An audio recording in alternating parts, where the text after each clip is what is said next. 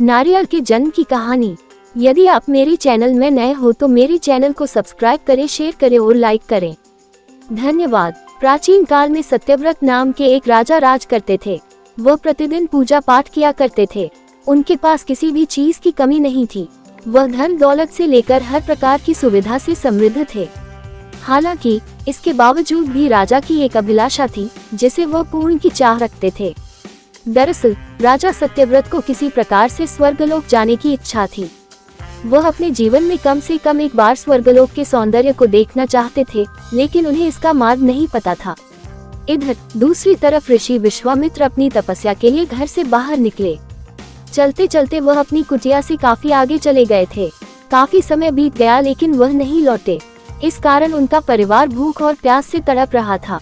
राजा सत्यव्रत को जब ये पता चला तो उन्होंने ऋषि विश्वामित्र के परिवार के पालन पोषण की जिम्मेदारी ले ली। कुछ समय बाद जब मुनिवर लौटे तो वे अपने परिवार को कुशल देख काफी प्रसन्न हुए। उन्होंने पूछा कि उनकी अनुपस्थिति में किसने उनकी देखभाल की। इस पर ऋषि के परिवार वालों ने बताया कि राजा ने उनके पालन पोषण की जिम्मेदारी उठाई थी। ये सुनकर ऋषि विश्वामित्र तुरंत राजमहल पहुँचे और राजा से मुलाकात की। वहां पहुंचकर उन्होंने सबसे पहले महाराज को धन्यवाद कहा। इस पर राजा ने ऋषि अपनी इच्छा पूर्ण होने का आशीर्वाद मांगा। राजा की बात सुनकर ऋषि विश्वामित्र ने कहा, बोलिए महाराज, आपको क्या वरदान चाहिए। तब महाराज ने कहा, हे मुनि, मुझे एक बार स्वर्गलोक के दर्शन करने हैं। कृपया करके मुझे वहां जाने का वरदान दें। राजा की प्रार्थना सुनकर ऋषि विश्वामित्र ने एक ऐसा रास्ता बनाया जो स्वर्गलोक की ओर जाता था। ये देख राजा सत्यव्रत बहुत खुश हुए। वह तुरंत उस रास्ते पर चल पड़े और स्वर्गलोक पहुंच गए।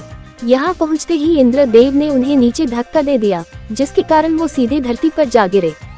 राजा ने सत्यव्रत ने तुरंत सारी घटना ऋषि विश्वामित्र बताई। राज की बात सुनकर ऋषि विश्वामित्र गुस्से से आग बबूला हो उठे। उन्होंने तुरंत सभी देवताओं से इस बारे में बात की और इस समस्या का हल निकाला, जिसके बाद राजा के लिए एक नया स्वर्गलोक बनाया गया। नए स्वर्गलोक को पृथ्वी और देवताओं के स्वर्गलोक के बीचों बीच स्थापित किया गया था, ताकि किसी को परेशानी न हो। नए स्वर्गलोक से राजा सत्यव्रत तो बहुत खुश हुए, लेकिन विश्वामित्र को एक चिंता लगातार सता रही थी। उन्हें डर था कि नया स्वर्गलोक कहीं जोरदार हवा के कारण गिर न पड़े। अगर ऐसा होगा तो राजा सत्यव्रत दोबारा से धरती पर जा गिरेंगे। काफी सोच विचार के बाद ऋषि विश्वामित्र को एक उपाय सूझा। उन्होंने नए स्वर्गलोक के नीचे एक बहुत लंबा खंभा लगा दिया, ताकि उसे सहारा मिल सके। ऐसी मान्यता है कि नए स्वर्गलोक के नीचे लगाया गया खंभा एक विशाल पेड़ के तने के रूप में बदल गया। यही नहीं, कुछ समय पश्चात जब राजा सत्यव्रत की मृत्यु हुई तो उनका सिर एक फल में तब्दील हो गया। सभी से इस खंभे को नारियल का पेड़ कहा जाने लगा, जबकि राजा का सिर नारियल के रूप में जाना गया। यही कारण है कि नारियल का पेड़ इतना लंबा होता है। कहानी से सीख। इस कहानी से हमें ये सीख मिलती है कि अगर सच्चे मन से किसी की मदद करें तो हमारी हर ख्वाहिश पूरी हो सकती है। पूरी कहानी सुनने के लिए धन्यवाद।